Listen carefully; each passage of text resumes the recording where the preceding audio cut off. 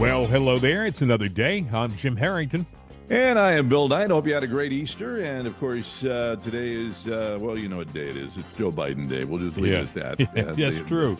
The Fool in the White House Day. I'm going to declare it a holiday, the Fool in the White House Day. We should point out to our listeners that because there's nothing really funny in the world right now, I mean, everything is so sad and serious that we're going to avoid, or at least try to avoid, any April Fool's jokes today because, I mean, you wouldn't believe them anyway.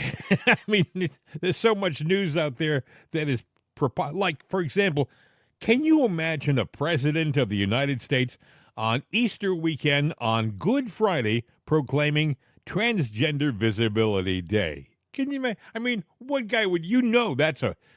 Wait a second, he did that? Yeah, he did that, and he doubled down on it, and he got really offended that the Christian community and the GOP sat there and said, what the hell are you doing? I know. And he's sitting there going, there's only one reason he did it, and one reason alone. Votes. They like to divide. Well, the old thing of divide and conquer. I don't know. This one might blow up on him. There are not enough votes on the transgender side to make up for the votes that he will alienate, the people who will turn their back on him. The Christians, even Democratic Christians, were PO'd over the weekend because... But it didn't end there. But he spent more time talking about the transgender movement than he did about Easter. Go ahead. Well, even Kamala, since you mentioned that, even in her address, she didn't really talk about Easter. She talked about, transgender, what do they call it? It's Day of Visibility. Day of Visibility. No, they're pretty visible as it is. I don't think you have to have a day to recognize them. They have the whole damn year to be stupid, and they are. But she talked about what a great thing that was, didn't mention Christ or Christianity. Now, you know what? The first thing I thought of when this happened, I know you're going to think, oh, boy. I thought, this guy has sold his soul to the devil. The most holy of holy days in all of Christendom, Easter, the most solemn of days, Good Friday. And this guy takes it and spits in the face of Christians. Yeah. Now, I have a question for you, Bill. Was it Biden or was it Obama? Obama I thought to myself, this guy has been hiding his true faith for almost 10 years. Remember the interview he had with, I think it was Stephanopoulos, and he said, in my Muslim faith, and Stephanopoulos said, no, you mean your Christian faith, right? And he goes, oh, yes, my Christian faith. I couldn't help but think that was more of a true statement than a mistake. Do you know? Well, yeah, but, okay, even Muslims believe in God. It's just a different, They believe in Allah. Yeah, right. Allah. Yeah, different name. So, him to say he's a Muslim, he should still have respect for other people's interpretation of God. Well, and he's godless. There are certain factions of that faith that are radical. Wouldn't you agree? Well, yeah, but I'm not here to sit there and condemn anybody's faith. No, I'm not condemning. No, I know you're not. I haven't done that. I'm just saying no, but I would tend to say that somebody goes, well, I don't believe in Jesus Christ. I believe in Allah. Okay, you believe in, it's an interpretation.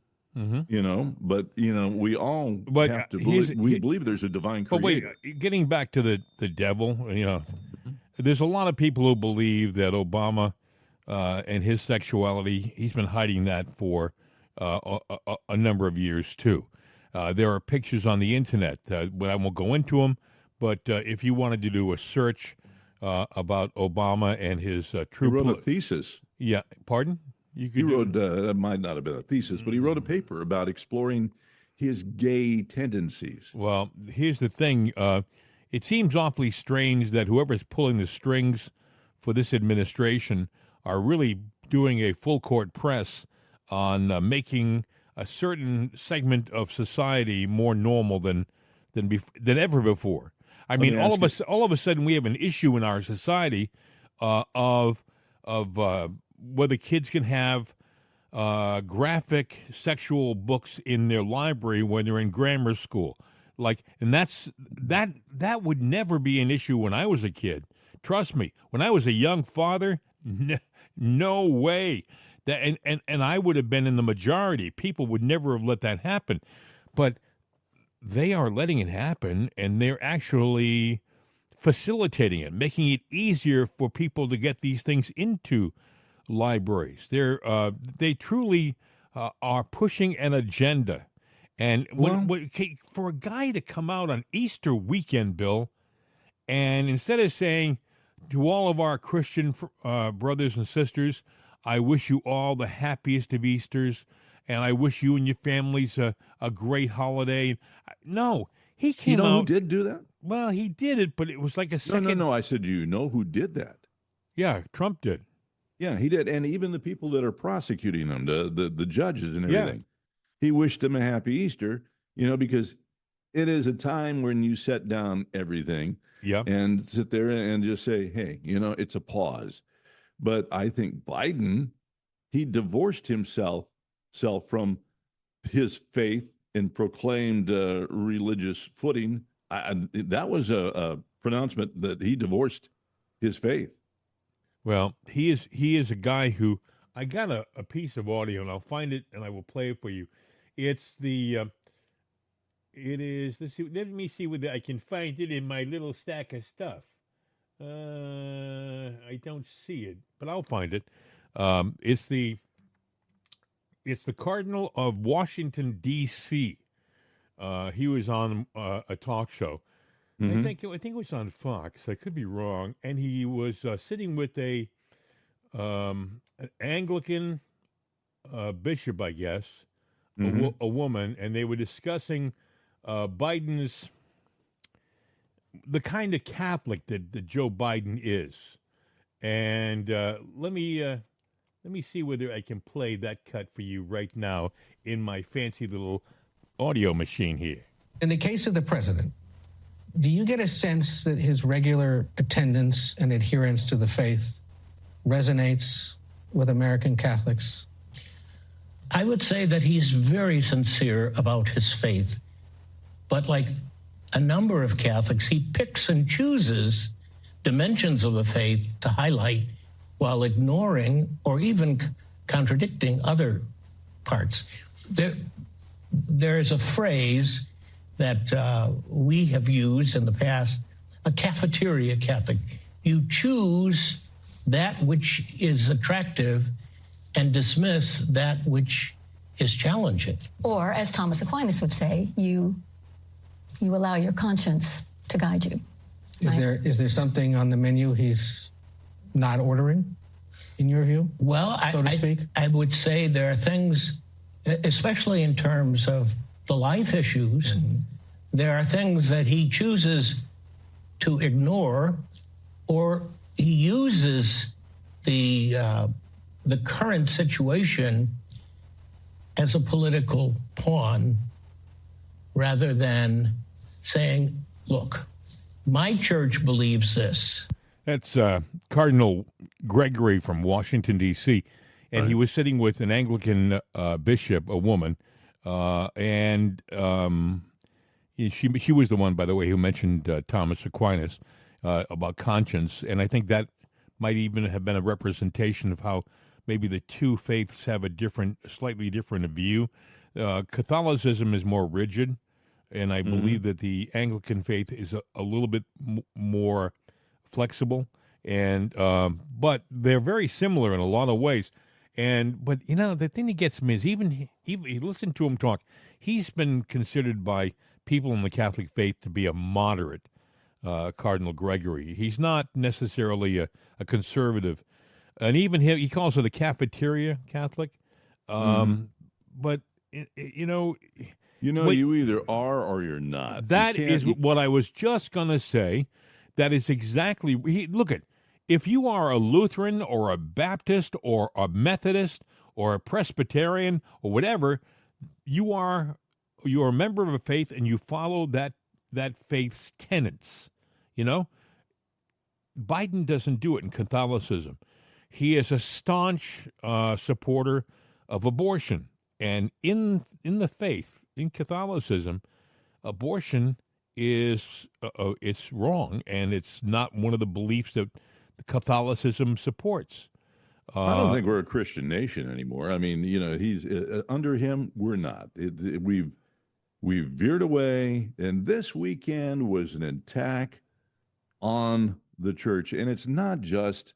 It was an attack on the GOP. It was an attack on Christian faith. It was It was a dividing point in America by this president, and there's no turning back. It was deliberate. It went on this weekend, and there's so much more that's going on this weekend that happened this weekend. Oh, I know, and we'll get to that in a second. But I wanted to say one thing about when Biden made that proclamation on Good Friday, which, by the way, that was planned. It was such, in Christendom, like I said, it is such a holy day. Good Friday is the day that Jesus was crucified and died. So at least that's the day that we put aside to support that belief. Okay, Good Friday is the day that Jesus made the sacrifice. For him to come out on that day and talk about how the most important thing about the weekend essentially is transgender visibility. Well, let me ask you. Was a slap in the face, not only to Catholics, Bill, not only to Catholics. It was a slap in the face to every single Christian who is in this country. Every one of them. Yeah. The question I have, he chose Friday for a reason, Good Friday. So did his proclamation, is it date specific, or is it? Well, he said, supposedly they came out. At first, I guess they tried to say, well, look, we've always said March 31st is Transgender Visibility Day, and ever since when was that? I don't remember that. I never heard of the day until this weekend, and apparently they're saying that it's been around since 2009 when a trans activist made it that. I don't know. I never heard of it before. Right, so one dude that's a trans activist back in 2009, it's transgender visibility day. Yeah. So that means he's going to take that and bring it forward. Well, you know what? I said it's Joe Biden an idiot day. So do I get to sit there and make a proclamation? My question is, who was president back in 2009? Back in 2009? Yeah. It was Obama. Yeah. Obama was. He'd been in for, a year? Yeah. So so the proclamation was made during his administration. And but Biden, Bill, I know you're going to think this is where I step into the realm of maybe of, I don't know, strange, but I couldn't help but think when he came out with this statement on this holy day that the man has sold his soul to the devil. Well, let's go ahead and do that. Let's go ahead. Go ahead. Well, let's line up a few things here. You were a kid. You grew up in the Catholic Church, right? Right. Okay, so you listened to the Bible teachings and everything like that, and you talked about the end times, right? Mm-hmm. And there would be plagues and famine, absolutely, and locusts and pestilence. Yeah. Okay. Now, with all that saying, and attack on the church. Right. Well, you have Joe doing this. You have I think it was a Catholic church, actually, where they were doing their mass, their ceremony, and the Palestinians came in and attacked. And it was St. Patrick's. It was one of the most holy Catholic churches in the United States. It's on Fifth Avenue. I used to walk by it every day. Beautiful church. Go ahead. So you had that happen there. In Tennessee, somebody took a big wagon, filled it full of Bibles. I saw that. Yeah. And lit it on fire, burned Bibles, and I'm saying, oh, well, we have surveillance films. They're not going to do anything to that person. But that's an attack on you and me and everybody else. How about there. last Christmas I think it was Wisconsin, in the Capitol, where they had a satanic shrine set up on during Christmas time. They had an altar to Satan that was allowed to be erected in the Capitol. You talk about attacks on Christians and Well, people of faith. Look at what was I see. I stay away from award shows, but what was the awards thing, the Grammys or whatever, where people came out dressed Yeah, in red garb and unholy and stuff they and had singing? one singer was performing, and there was, remember the blood that was coming down the back of the stage. Now, let's add one more sign to this, and it's a true sign. This hasn't happened. Well, it happens once every 7 to 13 years. Cicadas come out. They don't hurt anything. They make a lot of noise. But this is actually going to be the anniversary, 221st anniversary of trillions of them. Yeah. It is a swarm of, a swarm of I think insects. they said that the president who was in office the last time this Jefferson. happened was Thomas Jefferson. 221 years ago. I mean, you think that, well, we've gone through this before. No, you in your lifetime haven't. I in my lifetime haven't. Our kids obviously haven't, and their kids will never see it, except for this time we are going to have a swarm of pestilence.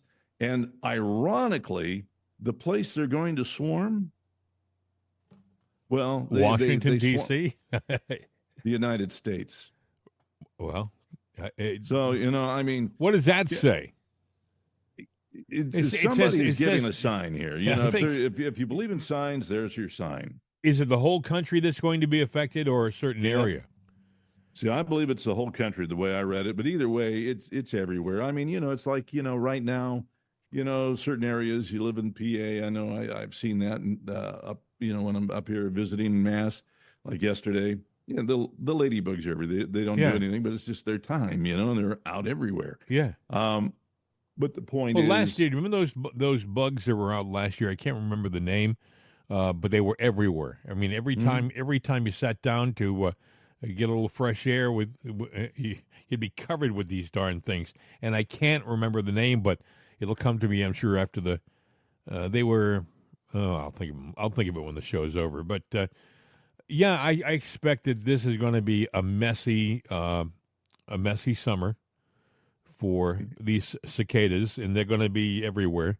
And they're kind of like locusts, folks. Yeah, they're kind of like locusts. As a matter of fact, back in the days of Christ, they may have called cicada locusts for all we know. I mean, I don't think they were really that scientific about it. So yeah, they come out to celebrate the devil. Well, so they come out to celebrate Joe Biden. Well, let's see. Why would they be here? Well, maybe it's because we're the number one trafficker of child sexual trafficking. Sex trafficking in the world, like you said. That we have drugs pouring in. I heard a statistic that was just unbelievable. I think the statistic was 200 people a day die from fentanyl poisoning. 200 a day. That's what, 1,200 a week, at least in this country, a week. That we don't even talk. Probably worse than that. We never talk about it. We never say anything about it. It's just, I heard an ad on the radio. Instead of trying to tell you to not do it, they're telling you to get those pens you can get to jab yourself when you've overdosed. Oh, the Narcan. Narcan, yeah. Thank you. Which is great, and I do think you should get them. If maybe everybody should get a Narcan and have it in the car or on your person, because maybe you'll bump into somebody who needs it, and it'll be important that you have it. But still, to me that's like we're giving in. We should be a stronger nation, but we're becoming weak. And the sad thing about it is we talked about, like, again, we have the sex trafficking, we have the drugs, we have the illegals coming across. I heard an amazing thing. I'm going to play this for you right now. Pete Hegseth and Will Cain were on Fox as a guest, I think on Fox and Friends Morning, and they were talking about how much more illegals get than veterans. Listen. Fox News Digital breaking it all down, saying, quote, while an average military family is suffering from a deficit of $1,860 over a period of 9 months, a similarly sized illegal migrant family is being given nearly 7 times more. Joining us off the grid, Fox and Friends weekend co-hosts Will Kane and Pete Hegseth. Good morning to you guys. Will, what do you think about this? Good morning. Good morning, Carly. I think it's incredibly shameful for us as a country. That deficit is reflecting soldiers who are on deployment versus what's given to an illegal immigrant. I'm going to let my friend here, Pete, discuss the military angle of this. But Pete, I would just say this: it's not as even though we hung out this welcome sign, vacancies across the world, but we have a sign that even says now hiring or giving out free money. There's a saying in cards at the table: if you can't figure out who the mark is, you're the mark. We're the mark. This is embarrassing for America that we are giving out $1,500 a month. How much do they load those cards up with, by the way? Are these illegal immigrants now, targets for theft and crime? I mean, I'm sure those cards are valuable to criminals to steal. But I want to say this real quick, Pete. I saw the Mexican president say this will be America's problem until they send, billions to the South, to Central America and to Mexico to address the root cause problems. I mean, he basically said, I'm going to keep flooding you until you send me money. We're the mark. We're the mark politically. We're the mark locally to deal with the problems. And it's all a reflection of our leadership. The world has looked at us and gone, that's our piggy bank. We can take advantage of them. We can con them. They're the mark. You're exactly right. You know who's not the piggy bank? Our troops, to your point. They're getting more per month on a card than a guy gets to go to Afghanistan in extra combat pay. In extra combat pay. He gets maybe $250 a month in extra combat pay to go get shot at in some bleep hole country. That's less than someone gets paid on a card to come here illegally. Add that up for a family of 4, and they're doing just fine. When you get deployed, you get maybe a little bit more basic allowance for housing, maybe a little bit more basic allowance for food, your family, but otherwise, you know what you signed up for in the first place.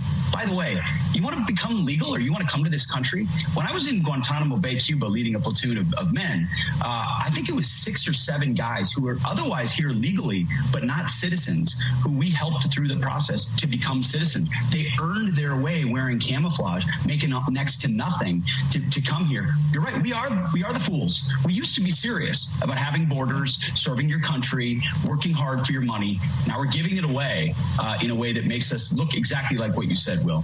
We're the mark of the world. What I got from that was that illegals are getting 7 times what veteran families are getting. They are getting, they're getting a wheelbarrow full of money, and we don't. It's funny, too, because if we complain about it, we're whiners. I mean, you look at AP, they came out with the story about people are saying, well, things are more expensive now than they used to be. We got to go down in prices. And AP took the stance of that, lower prices would be bad, for struggling Americans. In other words, tough it up, Buttercup. But they go ahead and give the money to the illegals and give them the undocumented. I don't want to be, because you know what? They're attacking everybody that speaks out against them or speaks truth. You're under attack. Have you noticed that the left media, first of all, they're not hiding it anymore. There was a time they're going full front. Yeah, there was a time when they were trying desperately to pretend that they were neutral. Oh, we're neutral. No, now it's gone. I mean, you saw it at NBC last week when Ronna Romney McDaniels was hired by the bosses at NBC, and she went on Meet the Press, and everybody at the network had a hissy fit, all the talent, all the spoiled children who they've hired as experts, and those guys went out there and on camera, they criticized their bosses. See, and I've said this before, if I can guarantee you that when I was a younger man working in broadcasting, you do that to your boss and you can start packing your stuff up because you will be replaced. When they make a decision in the front offices, that's it. And it shows you how weak and feckless these bosses are. I mean, my God, you are put in a position to hire people and control your network, your staff, and they turn around and criticize you on camera I mean, for example, Chuck Todd, he was the one who came out on, I think it was Meet the Press, and just obliterated the decision to hire Ronna Romney McDaniels, and I would have had him replaced before the show was over. And by the way, I've seen that happen in broadcasting. I've seen a morning host screw up on his morning show, and I've seen someone come in during a commercial break and replace him. Mm-hmm. That's what it used to be like. You did it a certain way. It was expected of you to be that way, and that was it. You know, and everybody who played in the broadcasting sandbox knew that, but apparently not anymore. Now at WNBC and at NBC and other networks like that, it's the talent that control everything, and the bosses just nod like little puppets. Like, so who do the talent really work for at these networks? They don't work for the boss. The boss, was there in charge, but the network has there's a different hierarchy. Well, at CNN for a while. Do you remember about a year and a half ago? Mm-hmm. About a year and a half ago, CNN was going to make changes, and they got rid of Chris Licht or whatever his name was, and they stuck somebody else in, and he was going to bring CNN back to what it used to be. That was the big story back a year and a half ago, that this guy was going to come in, was going to clean house, and was going to make CNN the reliable news source it had been for 20 years or 30 years.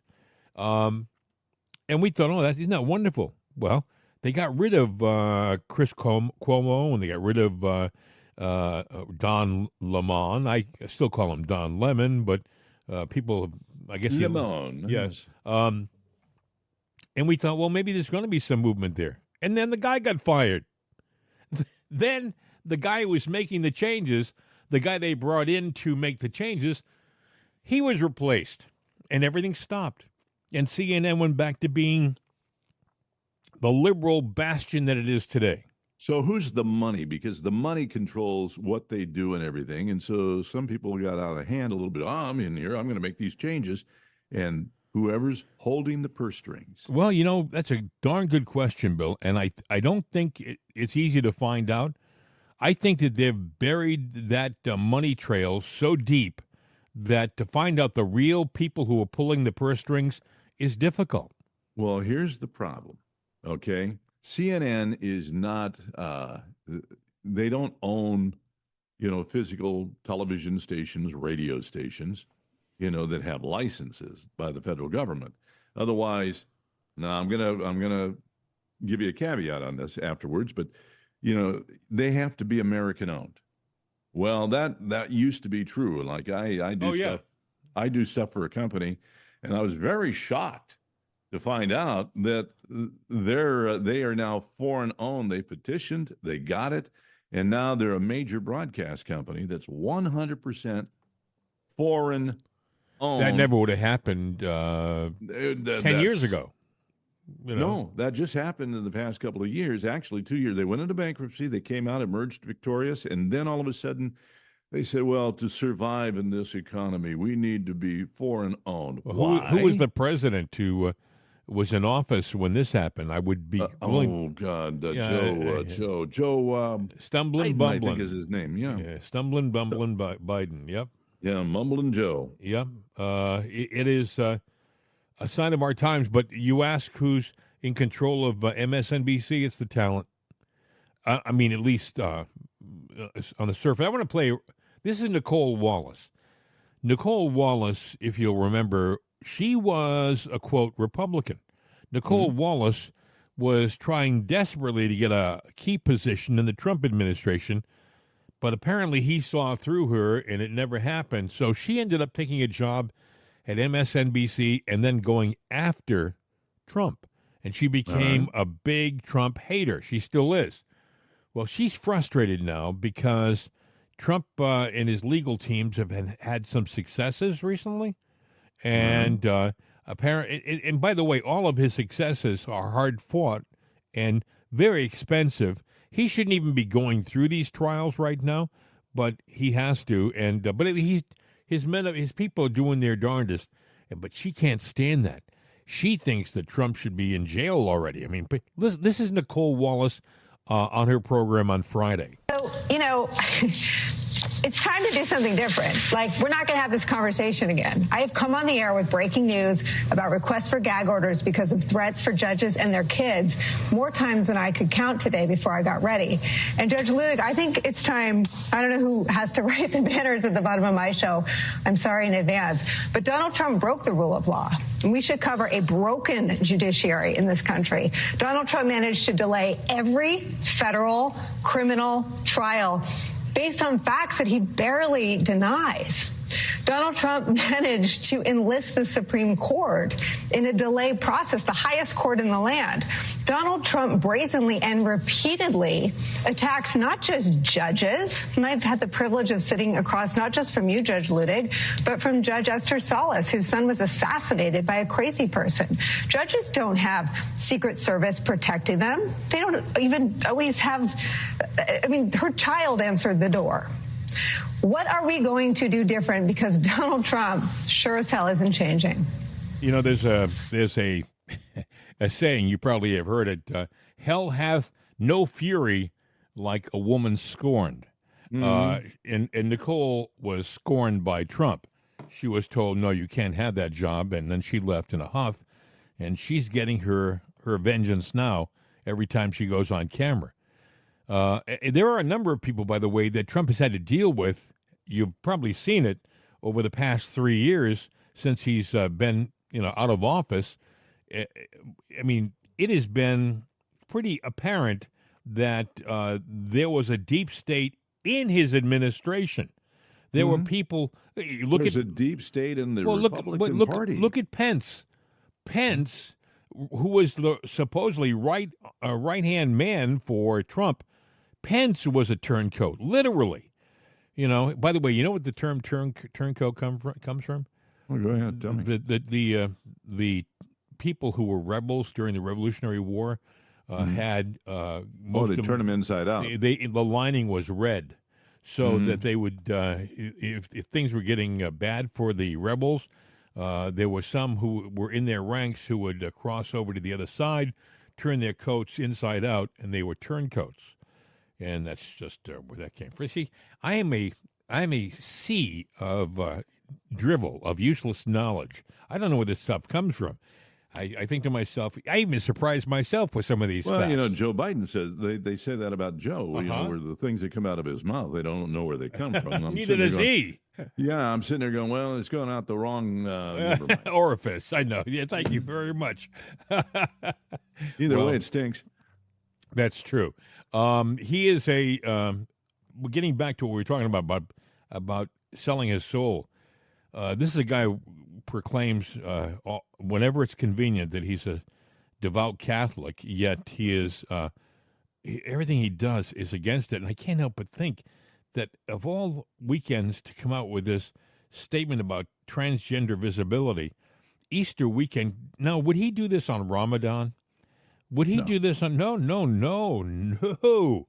He would. By the way, one of the things you have to give credit to our Muslim friends is that they stand up for their faith and they're very vocal. Very, you give their faith a hard time and they'll let you know it, and I applaud them for that.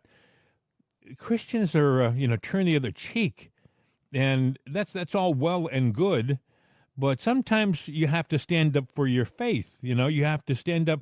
I'm not talking about, forget denomination, Baptist, Methodist, Presbyterian. If you're a Christian, you believe that Christ died on the cross and rose on Easter Sunday. You should be insulted big time by what this guy did over the weekend.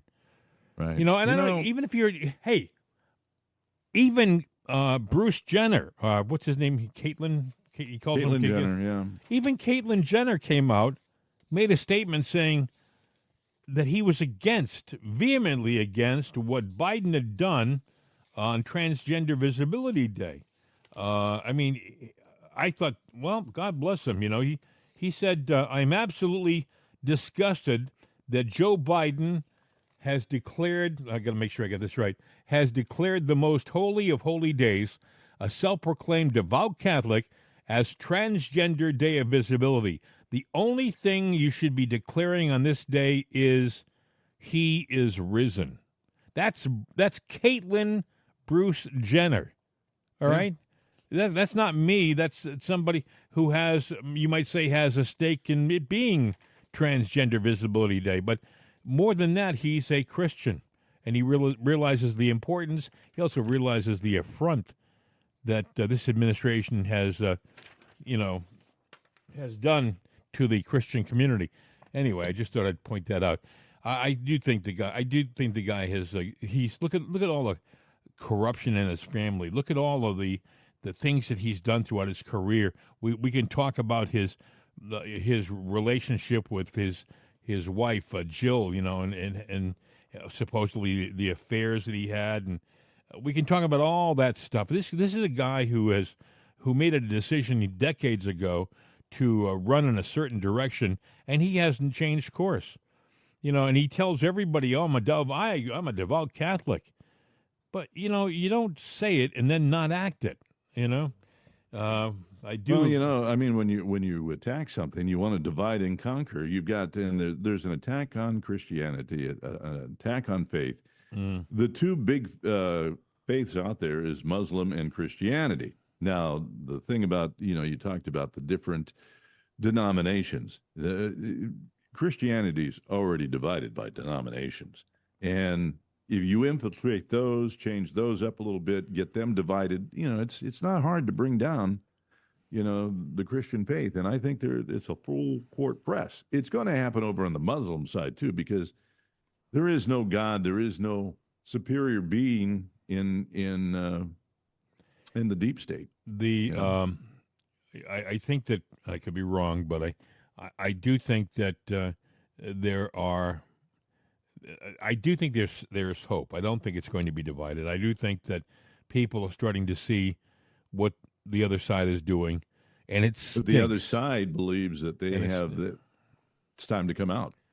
Well, they can do whatever they want to do, but I think people are getting fed up with these proclamations and these actions to a point where, I listen to some talk shows, and for the longest time, people kind of dismissed it like, they can live and be what they want to be. Now they're getting a little ticked off because they realize it's not just a matter of these people living the way they want to live. They want to change you from believing what you believe. See, it's okay.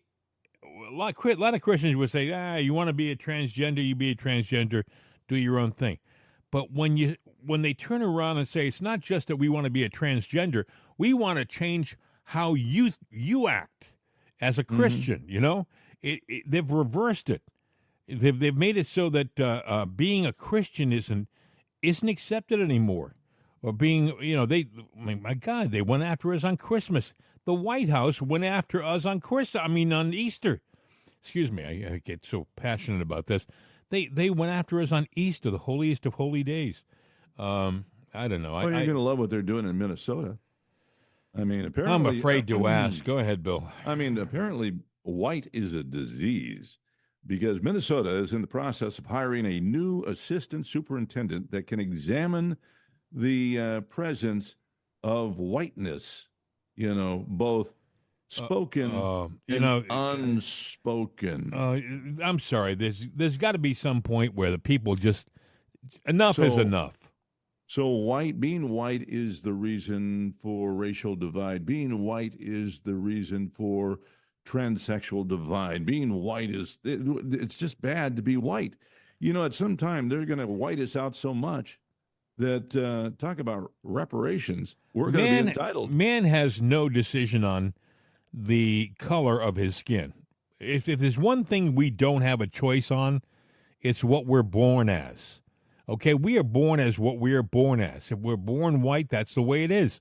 If we're born black or if we're born yellow or red or whatever, that is the way it is.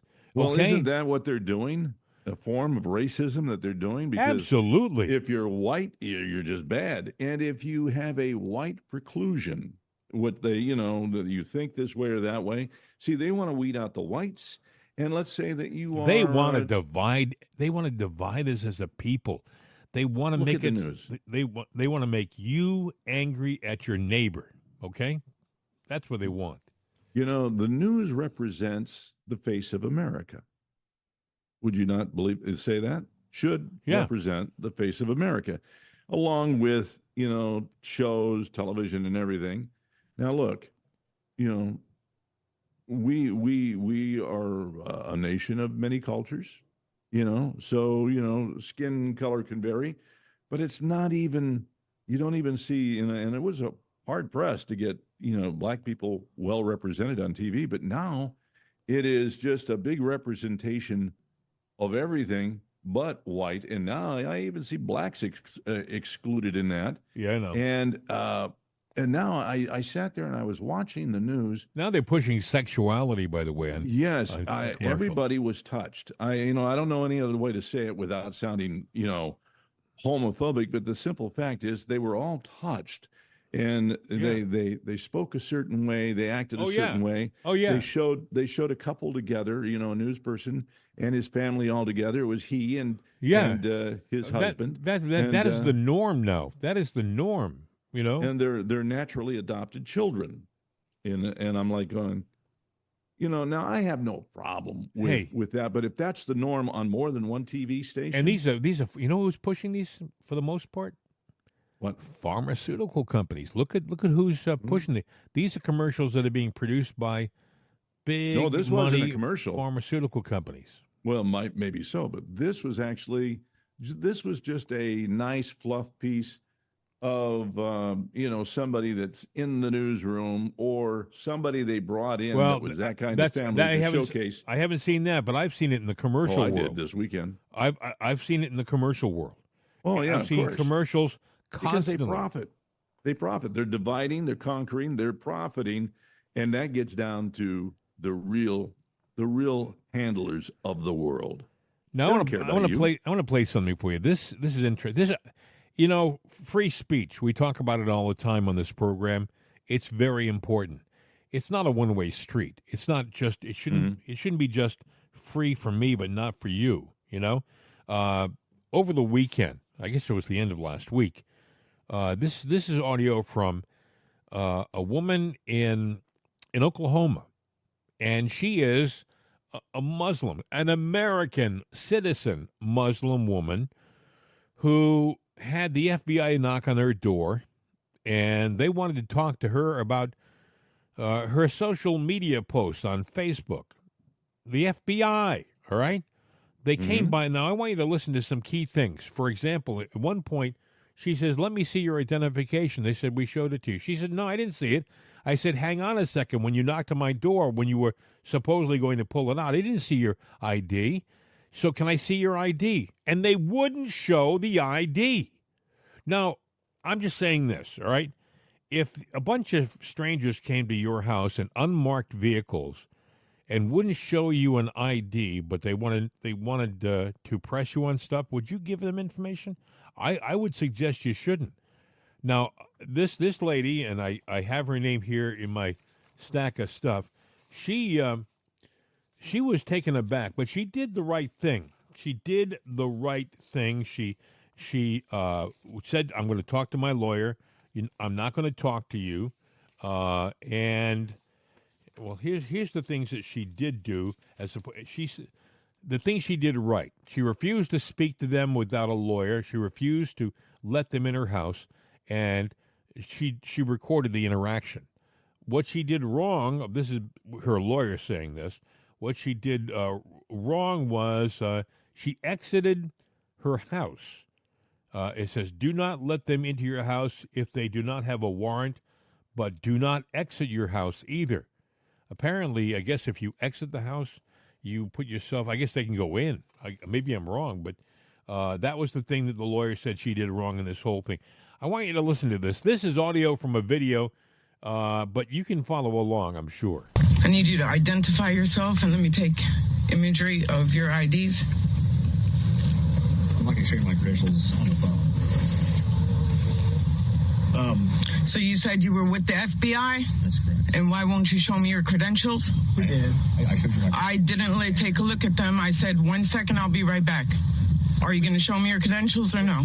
Yeah, we did already. So, and we identified ourselves. So what we'd like to do... I didn't look at your credentials. Again, I didn't verify them. I told you to wait, and I went inside. Okay, that's correct. What we'd like to do is just have a conversation with you about some social media posts that you've made. Would you be willing to talk to us today about that? No, I would not. I would like you to later talk on with my lawyer. Okay. Do you have identification cards? No. No. I'll get back to you. Okay. All right. You might have your attorney contact the FBI office in Oklahoma City. What's the number? What are the names of the agents? I'll Google it for you.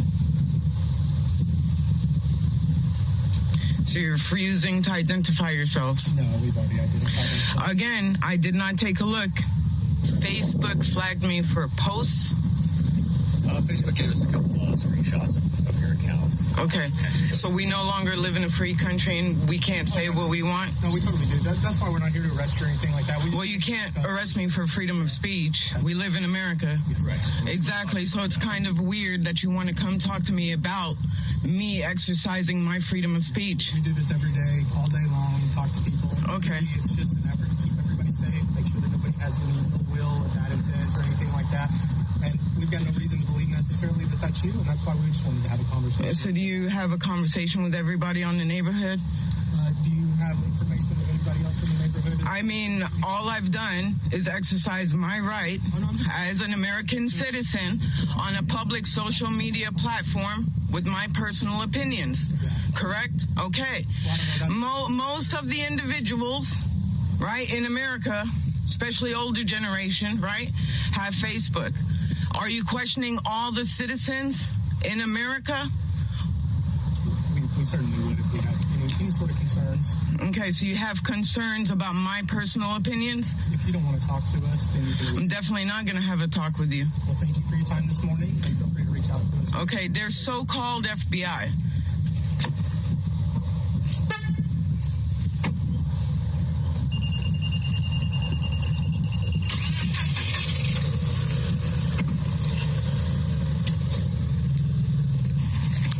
This is Rola Abdel-Jawad in Stillwater, Oklahoma.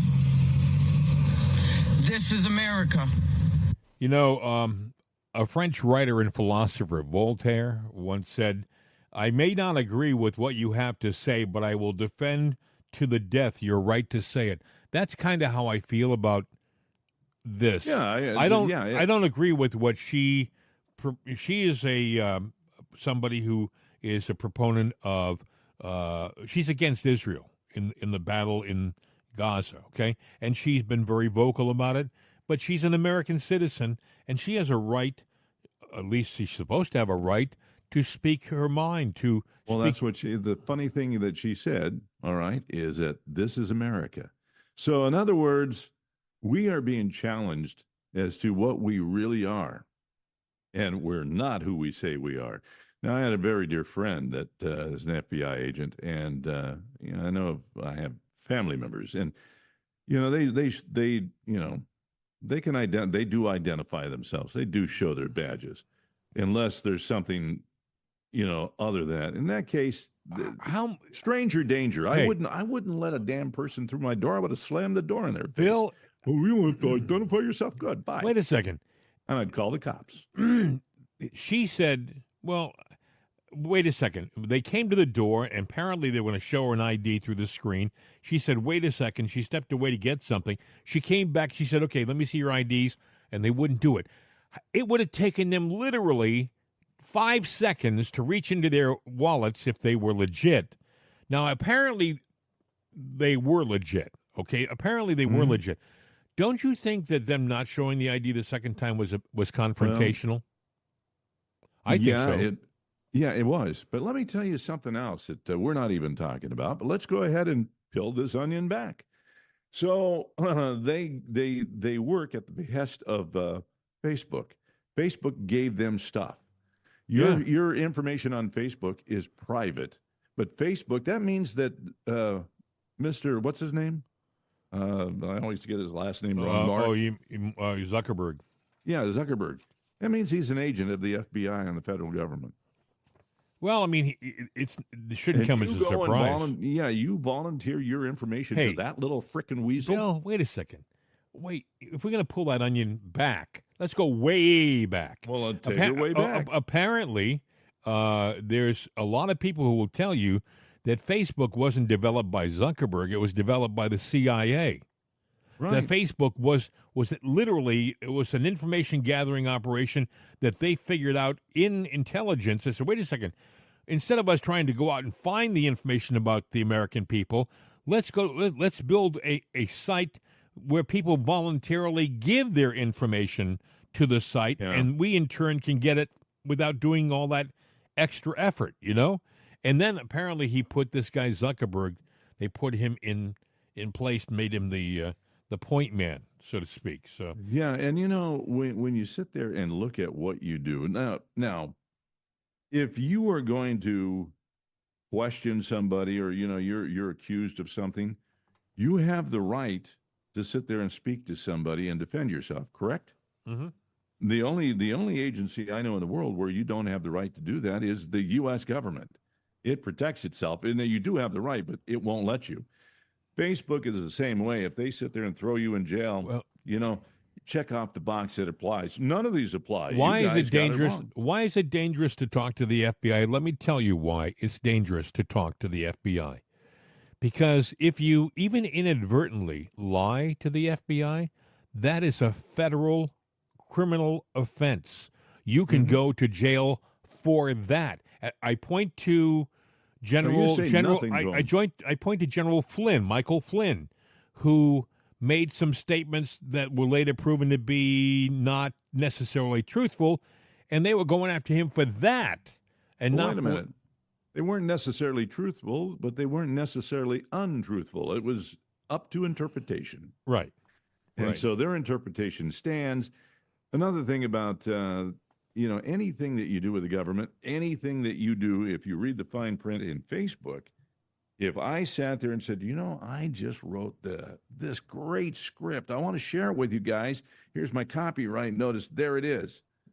Their fine print says that you put it on their site. It's theirs. You gave it to them freely. They now own it. So let's say that you wrote a script that was, it's going to be a blockbuster. The next big thing, a blockbuster. You just gave it to Mark Zuckerberg. Well, read the fine print if you don't believe me. The thing that gets me about that and what you just said is read the fine print. And the internet is filled with sites that before you can use our wonderful site, you have to agree to our fine print. And they give you page after page after page of small print legalese. You couldn't read it in a lifetime. Nobody reads this stuff. Nobody does. You can't. And they know it. They know it. The print is so small. It's so enormous. Okay, can you write the 3 New York City phone books in fine print? And I mean real fine. Well, we've been told by our wonderful representatives in Congress, they're going to do so much for us. We're going to make plain language this and plain language. We don't have it yet. Speaking of nonsense coming out of Washington, I got to play this stuff for you before we run out of time.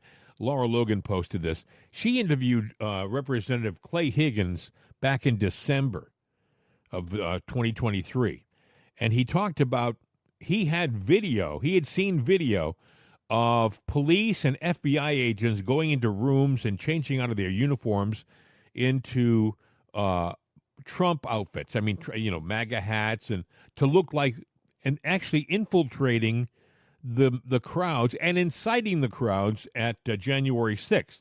He's seen video of this, right? And she said, well, if you have, Laura Logan said, this is only this weekend. She wrote, well, if you have it, we need to see it now. Like enough. But here's what Clay Higgins said back in December of 2023. The moment that I'm able to reveal that stuff, I will.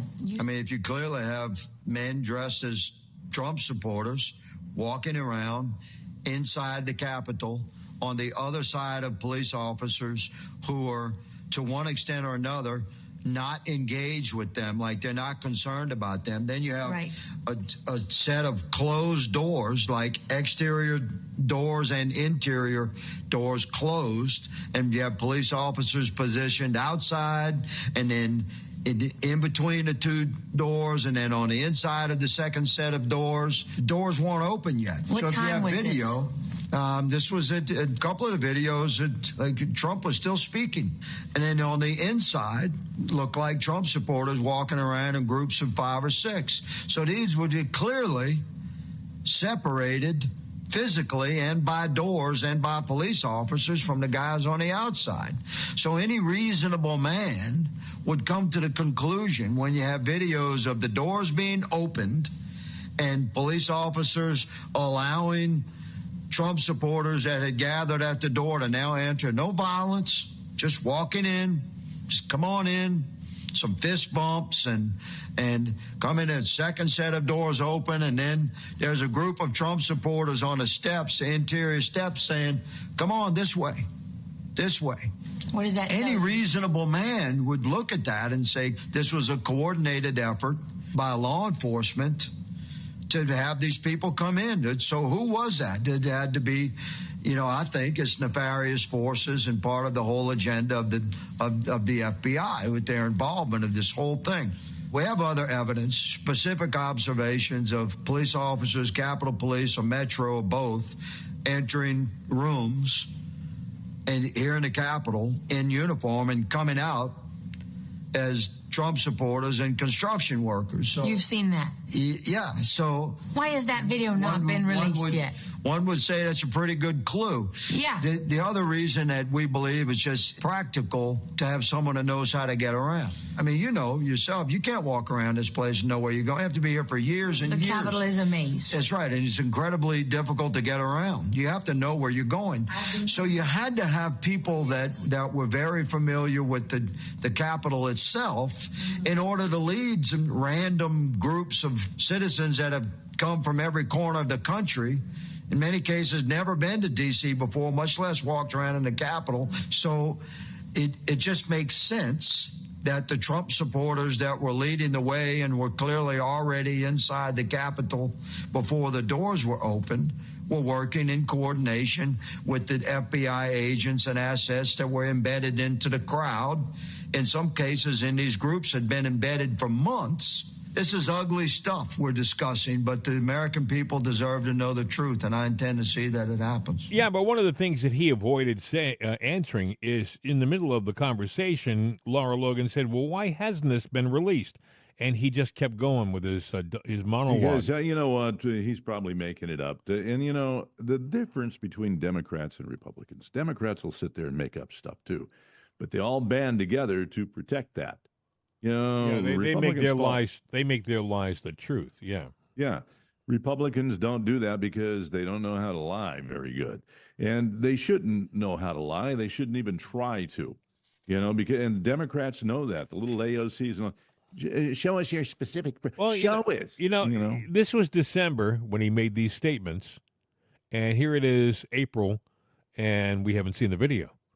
And we're the fools. We were told by Michael Johnson, the Speaker of the House, that we were told by his predecessor, Kevin McCarthy, that they were going to release all the video from January 6th.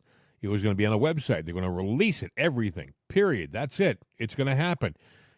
McCarthy said it, then Johnson said it again, and we still haven't seen it. It's like, what is it with these people? Do they have it? I think they do. But in this case, I think they do. Are they going to release it? No, I don't think they will, because there is something bigger in the background that has gotten a hold of. Who are the guys walking around the Capitol, even as we speak, with guns? It's not the representatives. No. It's Capitol Police. Yeah. I'm just saying, and if you'll remember, a lot of Capitol Police lied openly during the hearing, the January 6th hearing. The crocodile tears and stuff like that. One of the guys. Yeah, and you got to wonder. I'm just saying. Hey, we could go on. I think that. So you got to wonder. Do we have real Americans that? I'm saying people on the left. a lot of genuine Americans. People on the right, a lot of genuine Americans. And then there's those bastards in between that sit there and they are not loyal to the flag in this country or to the Democrats or to the Republicans.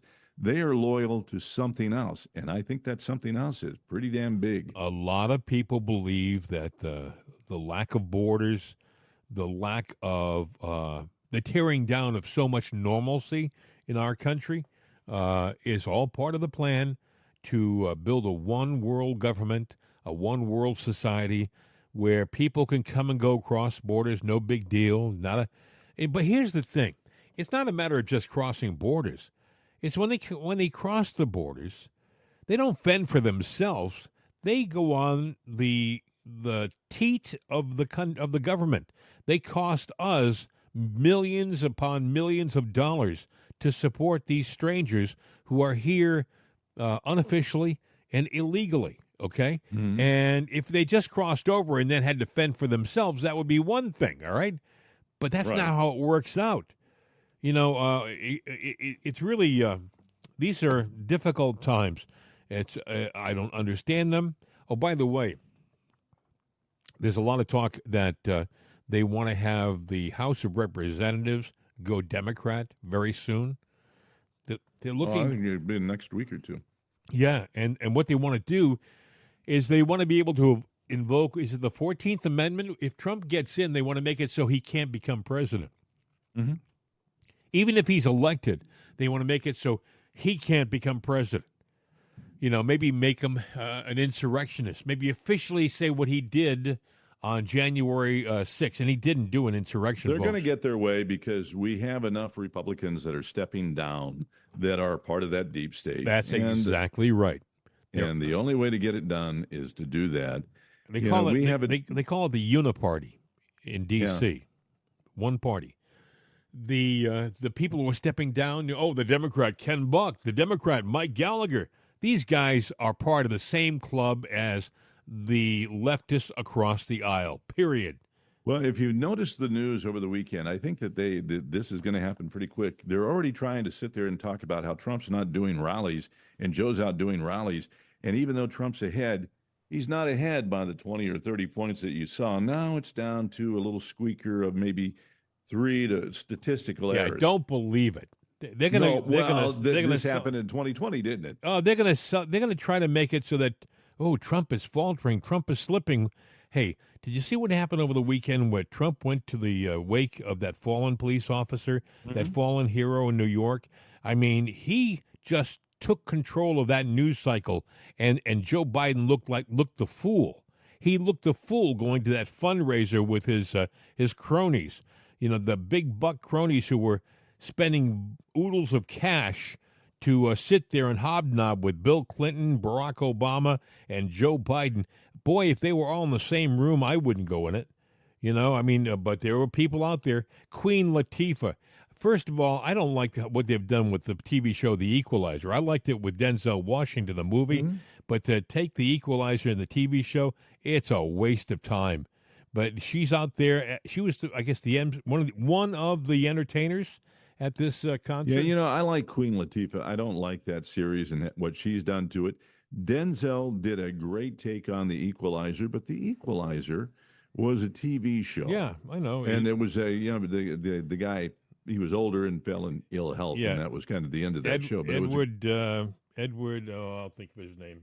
Yeah, it was back in the 80s. But yeah, you know, he was their tough guy. Let's just call it, he was an older white guy, tough guy, but he didn't know racial boundaries. All he did was sit there and, you know, he would look, you know, somebody would put an ad that they needed help for something in a classified, kind of like the old A-Team thing. Actor Edward Woodward. Woodward. English actor Edward Woodward. He was the Equalizer. He was the original, and it was, you know, he wasn't the muscle that Denzel Washington was. It was more cerebral because he was an older guy. But yeah, Denzel did a great take on it. You know, he did. He took that character, embraced it, did a very good job. CBS tried to be all things to everybody, so they brought in Queen Latifah. I no more believe Queen Latifah to be that character than No. Howdy Doody. Okay, I mean it's like she's so unconvincing, but that's the way it is nowadays. That's the way it is in Hollywood, I guess. And Hey, money's money, and I don't know. Maybe she believes that she's doing the right thing. Good for her if she does. But to me, she killed my faith in her and killed my my. You know what I don't interest understand, in Bill? that series. I will never understand how politicians, how actors and entertainers, will endorse anybody. An actor who cares about his career should just appear neutral at all times, because there are fans on both sides of an issue. Why would you want to alienate? Why would Queen Latifah want to get up and be an entertainer at that function in New York when she knows that there are fans out there who think that those people are for the birds, and they're going to be turned off to her by that. But it happens all the time. I saw Larry David. Larry David over the weekend was being interviewed about Trump, and I thought the guy was going to have an aneurysm. He was just going off on nothing was funny about Larry David. Curb Your Enthusiasm. Nothing was funny in this interview. He looked possessed, and he just can't stand Trump, and he was letting the world know it. We take these musicians, we take these actors, and we put them on a pedestal, and they think that pedestal is their right to preach to us. No, it is not. Now, you taking that pedestal and doing something good for people, but making political and religious decisions, you did not get that pedestal for that reason. We gave it to you because you're a great actor or actress. That's true. And you portray something of value. Don't devalue. Well, go ahead and devalue yourself, because like Queen Latifah, with that, I'm just sitting there going, I appreciate your past. I don't appreciate you now or your future. Publicists back in the 40s and 50s would tell their entertainers to stay away from politics. Do not publicly go out and endorse people, because now during World War II, they supported America. They supported the OAS, and they were out performing for the troops, things like that. But they very rarely supported a political politician. And look what happened in the 50s. We could go on. There was a whole time when socialist performers were being blacklisted. Do you remember the blacklisting they did in Hollywood back in the 50s? There were entertainers and there were directors and producers who literally couldn't get work after they came out and said, well, I believe in a lot of the socialist views, and they had to admit it because they were under oath, and some of them never got back into the business again. They lost their careers because of their political beliefs. So publicists would tell them, stay away from politics. Do not get involved with politics. You just entertain. Keep your masses happy. But nowadays, they've ignored that. You look at the Academy Awards. We could go on and on. Hey, I'm sorry. I looked at the clock and we've gone over again. There's a lot of things that are going to happen this week, Bill. Lots and lots of stuff. It's going to be a busy week, I think. And there's a website now called Biden Mart, and they talk about the price of groceries, Trump time, and now, because they're trying to say everything is great. Like you take a 2-pound pack of ground beef, 5 pounds of potatoes, a gallon of milk, a dozen eggs, and a pound of coffee. When Trump was in, that would have cost you about $17.32. Now it's $26.05. But according to Biden, things are cheaper, so it puts things in realities. But one of the things is some 88,000 truck companies, big and small. Like, remember the Big Yellow? They called it Big Yellow. Yeah, that went bankrupt last year. That was a big company all over the road. Yeah, 88,000 gone down. Now another big major one just fell last week. I didn't know there was a Chapter 15, but they filed Chapter 15. Everything is for sale. The point is that, you've got warehouses that have burned down, closed, or whatever, and you've got the trucking industry, which you can't ship it all by train or plane. We need the trucking industry. Wait a second. It's going bye-bye. So we have a plague of locusts that are hitting our country. We have the price of everything going up.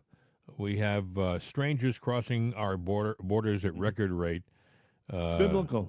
It really, truly. By the way, that trucking company, I always thought it was interesting. They were yellow trucks. That was the name of the company, but they had orange trucks. Yeah. I couldn't figure that one out. They were orange trucks, and it said yellow on it. Like, but anyway, I would imagine. What I'm saying is look for empty shelves and high prices and store closings. And, that's why the Democrats are going to move fast, take Congress, do whatever they got to do, because if they don't, they're done. One more important thing. That major news story from last week, the bridge collapsing in Baltimore. Big. I mean, it's like nobody's talking about it now. The bridge is still blocking the channel. There are still ships that are stuck in Baltimore Harbor, and it's like, it's old news now, so let's go on to something else. But what you haven't heard probably is that in Oklahoma, another bridge was hit by a barge, whacked by a barge. Mm-hmm. It didn't bring the bridge down, but go ahead. And somebody on our Facebook on the post of the bridge, I'm going out of my way here, but it was an accident. Well, maybe it was. But here's the answer to that. You should question. You always question everything. They want to slip by I love and not people. question this. I love people. Hey, believe what you want. Believe what you want. This consultant. This turd's a consultant. I wouldn't let him consult the tying of my listen, shoes. you know what they say about consultants? Those who do, those who can't teach, and those who can't teach consult. That's what they say about consultants. But we live in a world where people love to be oblivious to the truth. I mean, all you had to do, by the way, is look at what happened. The ship turned into the support, okay? Oh, I don't know how that happened. The ship had, they say, lost control of their ship. They had no power twice. You see the lights go out. But, people don't pay any attention to the truth. They don't want to hear about it. I heard a guy on a talk show before we started our show this morning. I heard a guy call in and said, I love your show, but, I'm so tired of hearing about the problems of the left. I mean, let them live and let them go about that. They can't control my life. That's a stage call, probably. But they can't control my life. I can go on and live the life I want. No, that's not the problem. They don't want you to live your life the way you want to live your life. They want you to agree with how they live their life and change your belief about how they live their life. They want to adjust everything, including you. Well, the left wants us to quit talking about things. So that's why I'm saying, either he's fallen prey to the left or he is the left. Yes. And with that, speaking of not talking about things, this is the longest show we've ever done. This has been fun, though. You're kidding. It is, really. Yeah. I actually woke up late this morning, Well, I didn't think we'd have anything to say this morning. Boy, was I wrong. Anyway, our numbers. Well, no, go ahead. I was going to say, I'll make one point. When we prep for this show, you think there's hours and hours of preparation, and usually there is. Oh, there is for me. But I've gotten to the point now to where I could come in without a notepad full of a couple of pages of scribble, and most likely still do a show, and you the same way, because when you live what you write, and when I say live it, when I walk away from this microphone, go get a cup of coffee, and go, hey, let's go get some breakfast or something, minute we step out that door, we're living the life of what we're, it's going on. The, bacon and eggs you used to pay for are going to be twice as expensive, Everything that we talk about, we're living. Yep, the gas is going to be up. Oh, I know.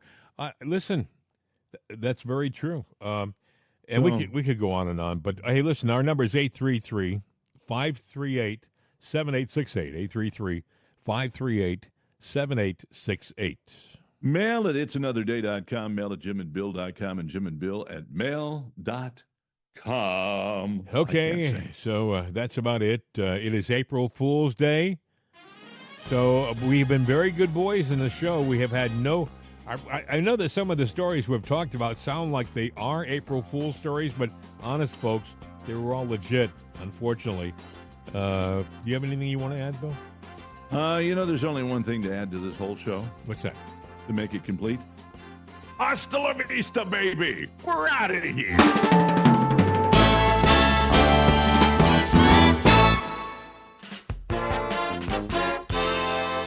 This is CRN America.